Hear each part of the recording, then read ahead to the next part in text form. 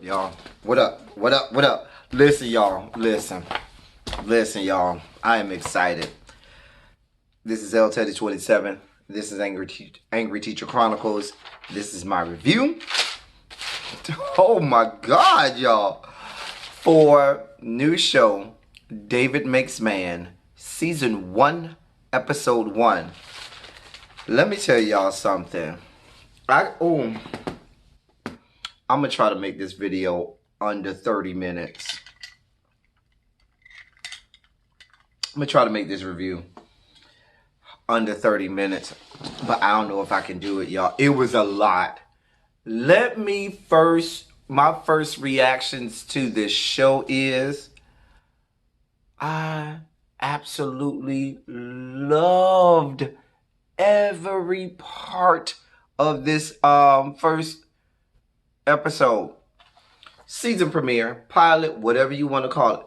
It was everything. It was so visually stimulating. The cinematography of this was great. And if you know, the creator and writer of this show is the creator and writer of the movie Moonlight. And if you saw the movie Moonlight, that movie was phenomenal. Just a phenomenal movie. It got Oscars. It was so visually great. The story writing was great. All of that. This show, and I can't tell you what's going to happen in the, succeeding episodes. But this first episode gave life. It gave life eternal. I was so thoroughly impressed by this first episode, y'all. It's a lot to unpack. Let me get started, and I'm going to try to get through this as quickly as I can. But y'all, it was great. And before I get started on my review, I'm not sure how many of my fellow reviewers out there are going to be reviewing this show. Please do. Please do. This show is so great. And I really want you to review it because I enjoy watching other people's commentaries and other reviewers' commentary on the shows that I review, especially because it will either give me another way to look at something or validate, what I saw. And so I'm really curious to see your thoughts and opinions. Certainly for those of you who watch my reviews just to watch them, I'm looking for you down in the comments tonight because there was so much. If you have not watched it, please go and watch it. It comes on. It is great. Please go watch it. You'll thank me later.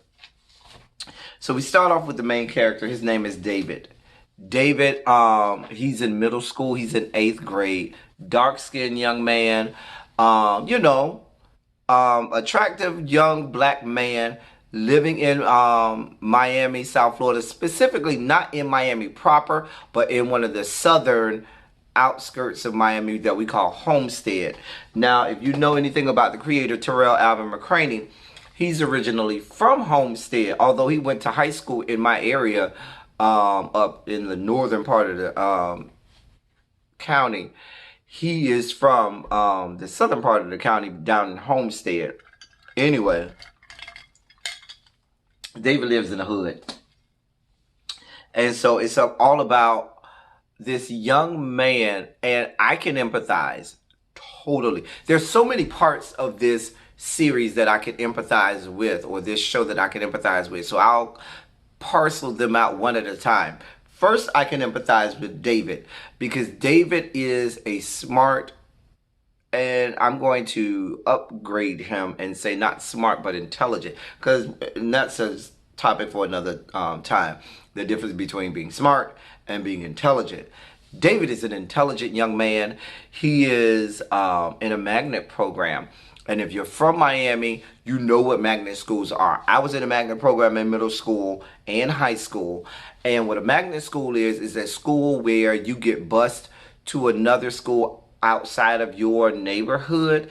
And that school offers programs in different areas so as to give students from around the county a place to come, and they will specialize in one specific field and get targeted instruction on that. You have to have certain test scores and GPAs and IQ scores and so forth.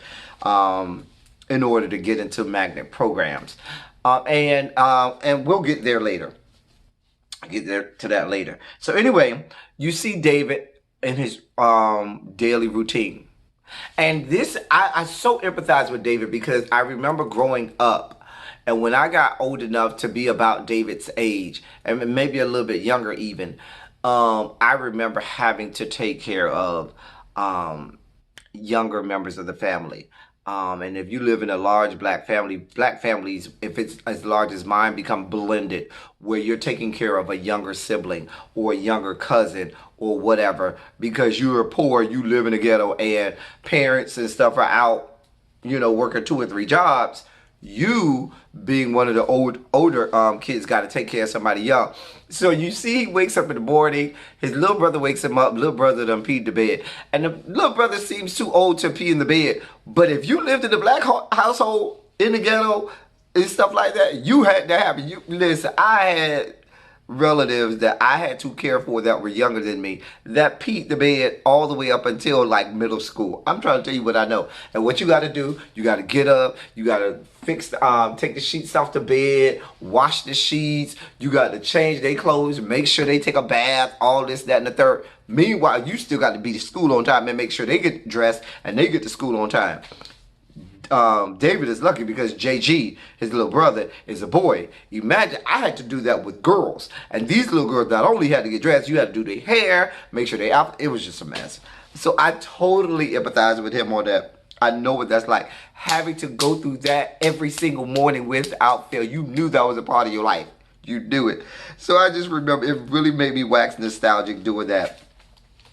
So then JG and David are walking to school. David's walking JG to school because when you in middle school and your little brother, little sister, or your relative or whoever is in elementary school, or they might be at daycare, you got to take them to school before you go to school. And you still got to be to school on time. And in Miami, what ends up happening is elementary schools and daycares open up later than high schools do. And so now you got to contend with one, dropping them to school and making sure, and you can't drop them too early and you can't make them late. But if you drop them too, whatever, you end up being late to school, or end up being late every day. He drops JG to school, tells him, listen, don't get in no fights, don't get in no trouble, don't fuck off, okay? So then David comes home. He starts to wash clothes, washing the sheets, washing clothes, JG clothes and all of that stuff. Duties that he got to do before he go to school. He walks across the little courtyard in between the little housing projects or whatever. And he's trying to avoid the drug dealers and, all of the dope boys. He's trying to avoid them because he got to go to school. I should note that he then goes to the bus stop and his school bus stop and notice he misses the bus. Which I told you, these things happen. You late.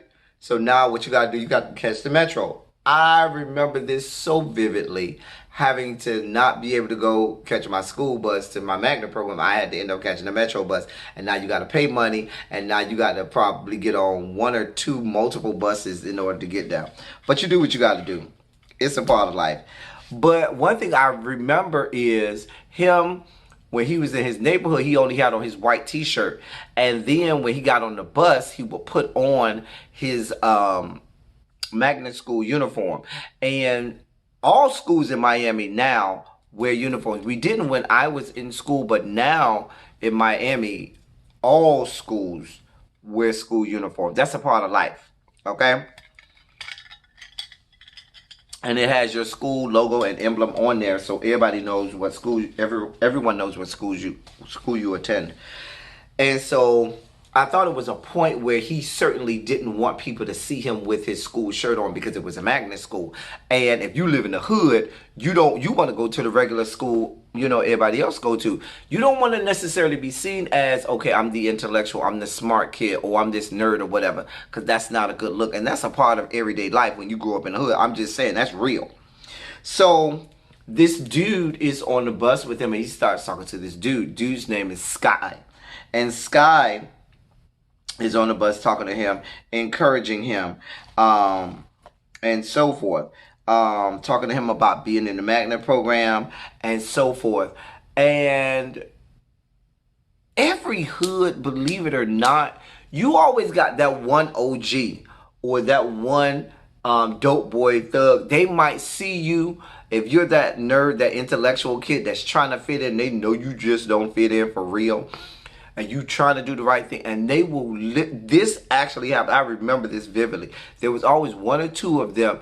I'd be walking through the alley or walking through the neighborhood, and they would come and encourage me, and they would be like, "Hey, E, hey, you studied today? Did you do your homework? Da da da da. You need money for such and such." That is so true. They always keep you. They push you. They see something in you, and they do that. They push you. They say no. Get your ass up off this street and go do. Did you do your homework today? Did you do your project? Da da da da. How things going at school? And they check up on you and they stay on you and they make sure that you are handling business. I remember that. Shots out to those men in my neighborhood that did that. I vividly remember them. So then David makes the school. He's there with his homeboy, whose name is Saren. They clown, and Saren gets out the car with his mom and his stepdad. His mom is white. His stepdad is black. I originally thought that the stepdad was his dad and the mom was his mom because he kind of looks like the stepdad. But we found out that that's his stepdad and that's his mom. So then he doesn't want to get out the car, but he gets out the car and he comes in and walks with David into the school. And they're clowning around, doing what friends do. They go into school. So then they go to their gifted class. You see them in their gifted class. The teacher's name is Dr. Woodtrap. Now, here's another time where I saw parts of myself in someone. Now, Dr. Woodtrap is the gifted teacher. I can relate. It's Felicia Rashad. But anyway, I am a teacher. I have my doctorate, so my students call me doctor, my last name.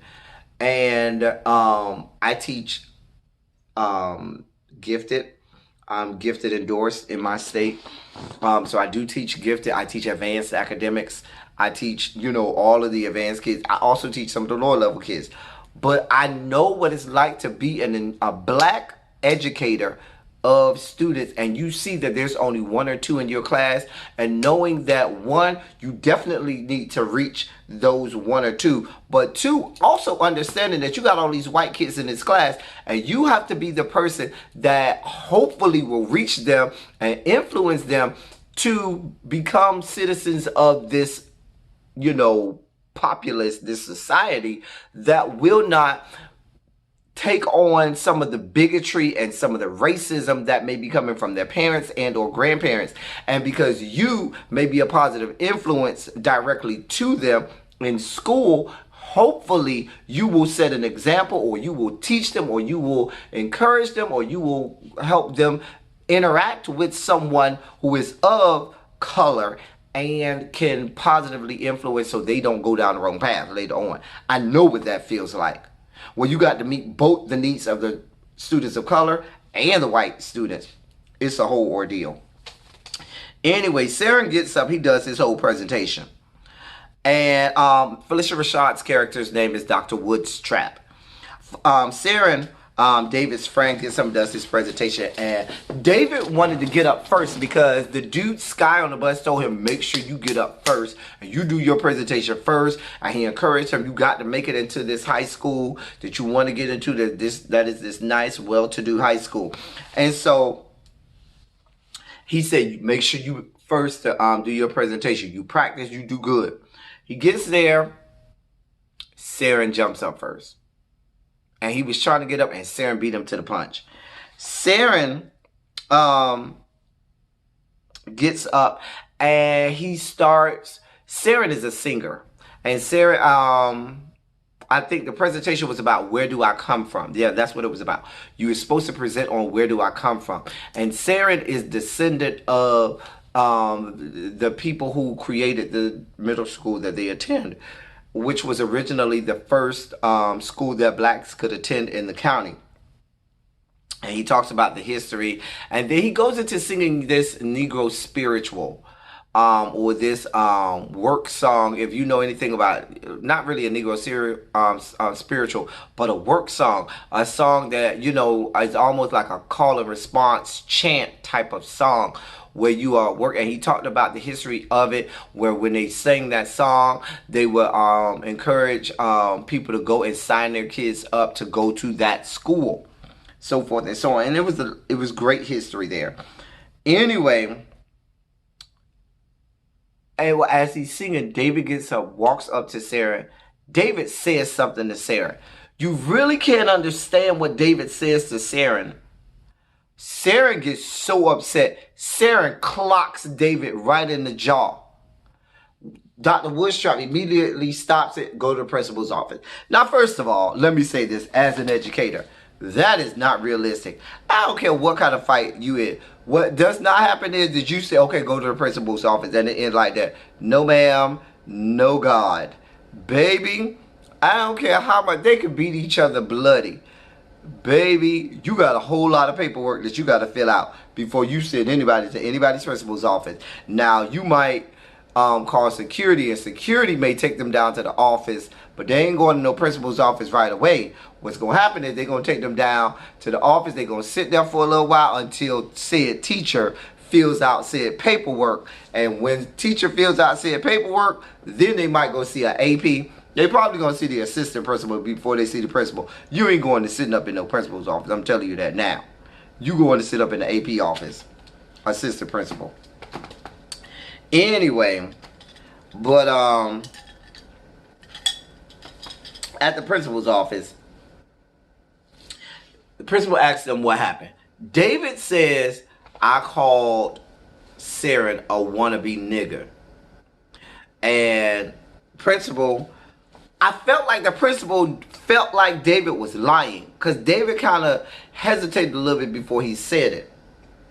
Sarah, she asked Sarah, is that true? Sarah says, yes, that's true.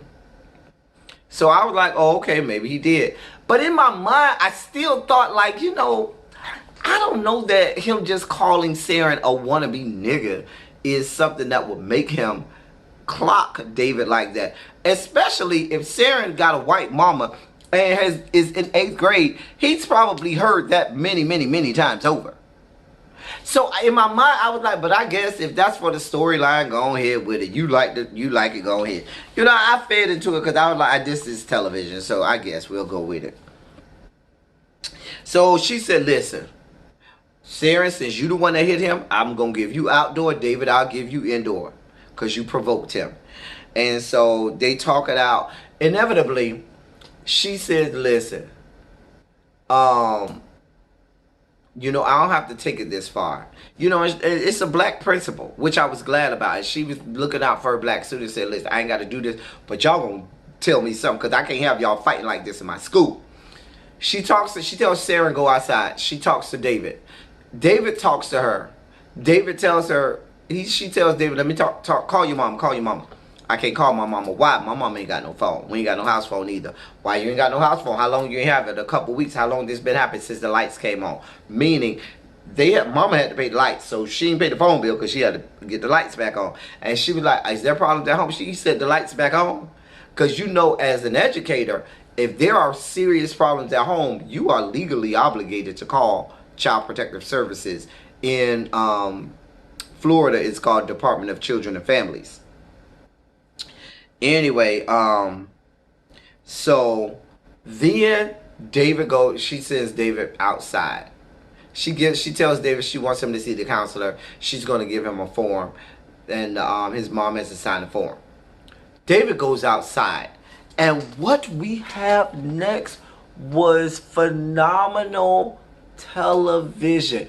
You had David and Sarah, they were sitting outside. They were not talking aloud to each other, but they were having a whole conversation subliminally, and you saw on the wall stuff being scribbled like they were passing notes to each other.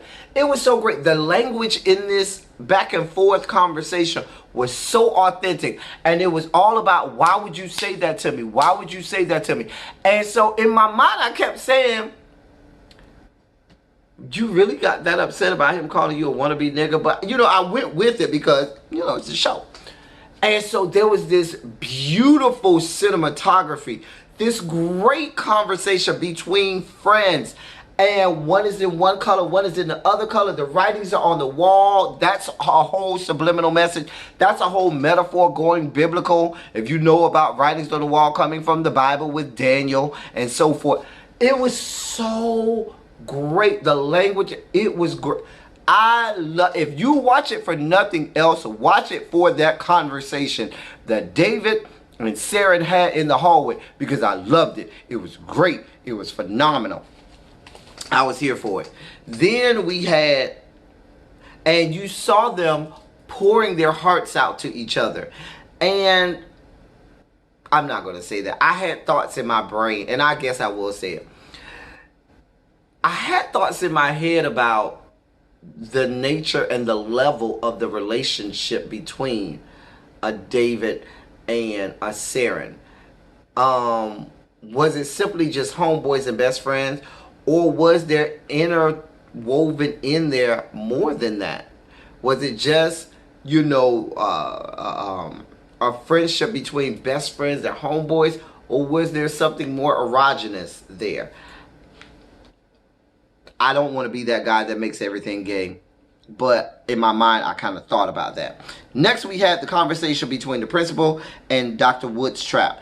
And here we have, and I related to this, as the one black teacher of the gifted and the advanced academics, and you know you only got that many in your class, you got to go when some shit shakes down and go and be an advocate for those black students, because you know there's a lot of things that goes into why students fight. And sometimes people just want to look at it from surface value, say you fought, you going home for how many days. But as a teacher and as an educator, you got to go and be an advocate and say, no, listen, no, he can't get suspended. Nope, you go there, you fight tooth and nail.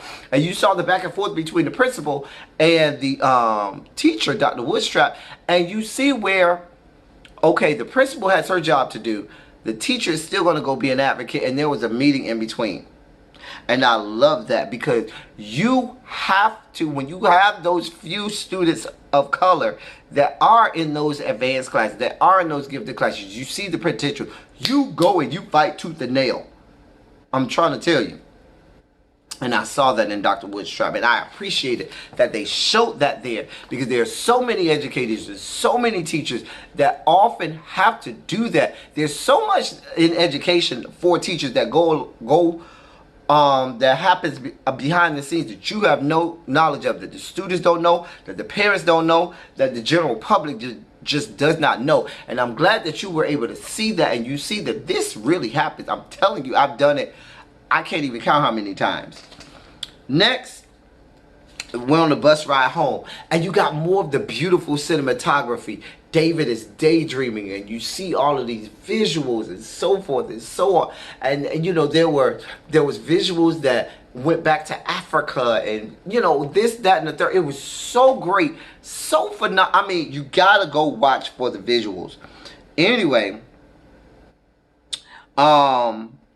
he makes it, you know, little white boy wakes him up, tells him he's at his stop. He gets off the bus. Immediately, what does he do when he gets off the bus? He takes off the magnet school shirt. Why? Because he's going home. He's back in the hood, in the neighborhood. You don't want everybody to see you with that shirt on.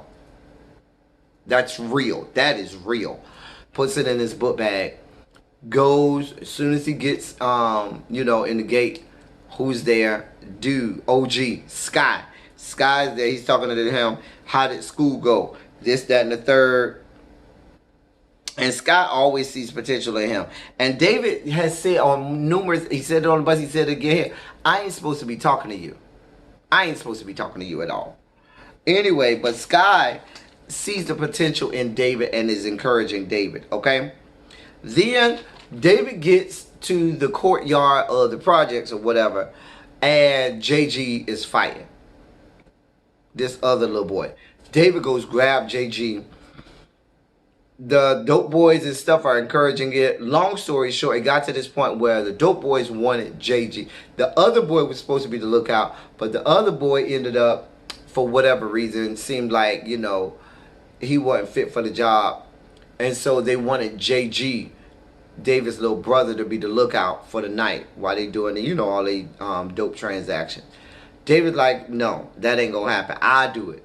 Take me, I do it, but he ain't gonna do it. So he volunteers to do it because he's trying to save JG from having to do it.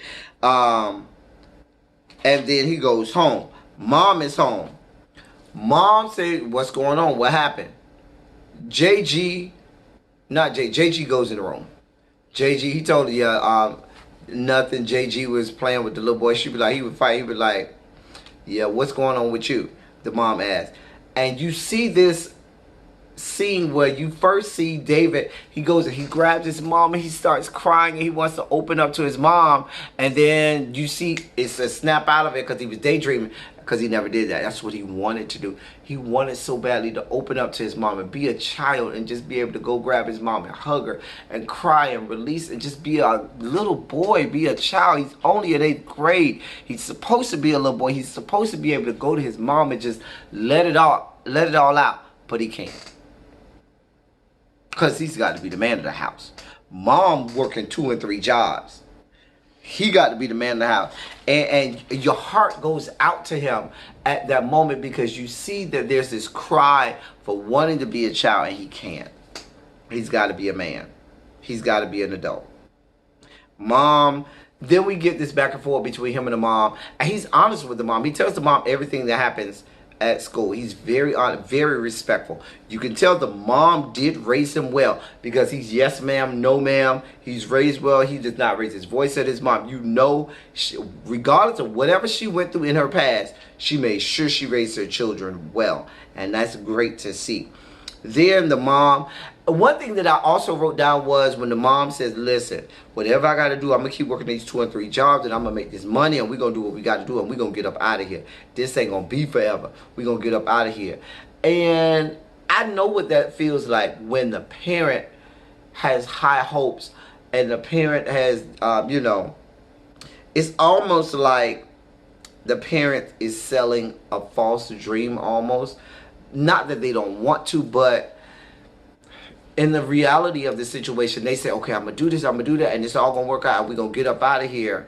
And the child clings to that because that's what they want. They're a child, and they don't understand the full scope of everything that's going on. So they cling and hold on to that, hoping and praying and believing that that's going to happen.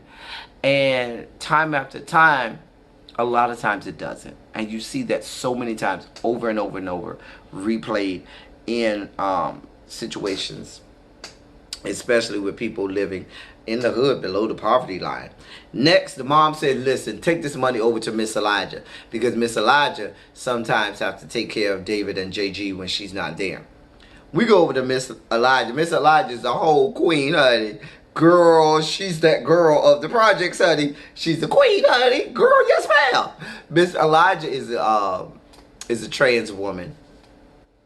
Now, I don't know if she's just a transvestite, a transsexual, drag queen, whatever she is. She's trans. She's a part of the T in the LGBTQIA, B, C, D, E, F, G. And, there was this back and forth when David, you feel, is uneasy around Miss Elijah. And I'm not going to lie, y'all, and this is an uncomfortable conversation. But I didn't know if David was afraid of Miss Elijah simply for being trans. Part of me said that there was this fear of, okay, is he going to try to do something to me? Or is he going to try to, touch me or something like that? I don't know. Y'all let me know if you watched it. Let me know how you feel about that. Because there was that, I got that feel from this episode. And she was like, listen, ain't no reason to be scared of me. I took care of you. And just to reassure him, listen, don't be rude. Don't be disrespectful. And force David to know you're going to respect me. Yes, I'm Miss Elijah, and you're going to respect me. And so forth and so on. She lets him keep the money because she was like, I told your mama I don't need that money. She lets David keep the money. Then David's walking back through the courtyard and walking through the back yard area by the fence, And he runs into Sky again. And he said, listen, I ain't supposed to be talking to you. And they talk back and forth, so forth and so on. The next thing we have is David as the lookout boy. Like he said, it's late night. David's looking out. Dude comes over. One of the dope boys, Ray, comes over, and Ray talks to David. He tries to give David a sandwich or something. And David's like, "Nah, I ain't hungry." And Ray says, "Listen, I've been reaching out to you. I've really been looking for a little brother, and I ain't gonna keep just reaching out to you, and you keep slapping my hand and not, reaching back out." I was the only child, and I know you got a little bro, and I want a little bro too. Somebody who I can, look after and make sure they okay. Because you could tell even from the scene before, dude does really try to look out for David. Because the other little light-skinned dude, I can't think of his name, some crazy name, was really trying to come at David, and the dude, Ray, was like, nah, we ain't on that. So David kind of, brushes it off and is like, nah. So while they're out, he's supposed to be doing lookout. David is still rehearsing his presentation that he's supposed to make for Dr. Woodstrap on the presentation he's supposed to do for class.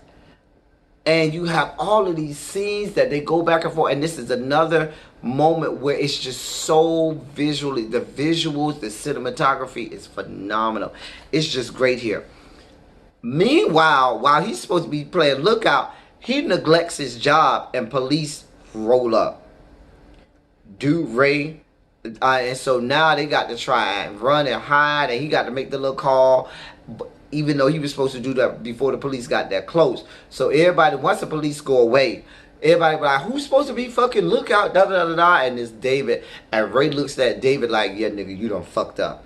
And David knows he done fucked up. So David goes home. He's trying to hide from the dudes, from dope boys or whatever. And while he's looking out the window, the dude Sky is sitting there outside the window talking to David. And he said, did you ever look up that poem I told you to look up? And him and David have this back and forth, and they talk. And David and Sky, and it was amazing to me that Sky read David like a book. He called out exactly what happened in the school with Sarah. And I was like, damn, how the hell he know that, that well what happened. He read David from cover to cover. And he made this comment to David, said, listen, you have to make the hard choice. Pick between whether it's going to be you or whether it's going to be Saren that makes it to that high school that you're trying to get to. And, everything was great about this. It's the next morning. David wakes up from dreaming. JG wakes him up. Once again, JG done peed in the bed. Same old, same old. David got to get up, change the sheets, change JG, make sure he take a bath, this, that, and the third. Go wash the clothes. He misses bus, so forth and so on. He get to school. Everything all over again. Gets to the school. The lady said, he said, listen, can I get a pass or whatever? I need to go see the principal. Go to the principal's office. He's scared now. Principal said, listen, your mom called here. Mom found a way to call. Mom called the school to find out what the real story was. Found out David did tell her the whole story. And the principal found out that David told his mom the whole story. So the principal was like, I appreciate and I respect the fact that you did that. That was a sign and a show of integrity. And so she said, I'm not going to suspend you, but I am going to make you keep seeing the counselor or whatnot. I do want you to go see the counselor. So David goes in the bathroom. He's all happy. He's not going to have to go to indoor suspension. Da-da-da-da-da. He looks in and sees some feet under the stall. And I guess he saw that it was his friend Saren's shoes. So he goes, he opens the stall door. And Saren has this shirt lifted up. And he's all bruised all up and down one side of his body. And Saren looks at him. And Saren is like, just brushes them like, what you looking at me for? You don't try and act like you care about me. Then we see, after school, David goes and he talks to Sky. And David keeps saying, I'm not supposed to talk to you. You're not supposed to be talking to me. I'm not supposed to be talking to you.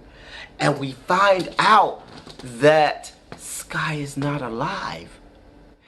Sky is this figment of his imagination of this dude that died. That was this dope boy that there was our OG that died, that got shot up and looked out for David. And David is just imagining him. And everything, like Emmy was like, oh my God, it makes sense, it makes sense. And we learned that David didn't tell Saren.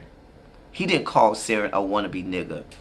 He told Saren, I bet Ray, because what I don't know, I don't remember if his name was Ray.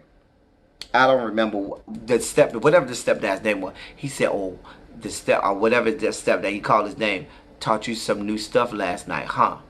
Because Saren had confided in David that his stepdad not only was molesting him, he also saw that he was abusing him, and that's where all of the bruises came from. So you see David having this argument with Sky about, why did I tell him that? Because that's what he whispered. He didn't whisper anything about him being a wannabe nigga. He whispered about what his stepdad was doing to him. And that's why Saren hit him. And he realized that he had hurt him so bad. And he was having this argument with Sky about, no, I don't have to choose between me and Saren. That's my friend. And this harkened back to my thoughts that I had earlier about the nature of the relationship between David and Saren. And it was so, I mean, just this back and forth, it was everything to me. Listen, you gotta go watch it. And it kind of went off from there, okay? Where David is fighting with this figment of his imagination, and they replay all of the scenes where you saw Sky, and Sky was never really there. And you play, and it really brings back home, this is David in his head. Oh, it was great. It was great. Y'all gotta go watch it. And like every pilot, they'll give you the montage of everything there is to come. But let me tell y'all something. I encourage you, watch it. I will be reviewing this show until it's no longer on television, or I'm no longer on YouTube, okay? Go watch it.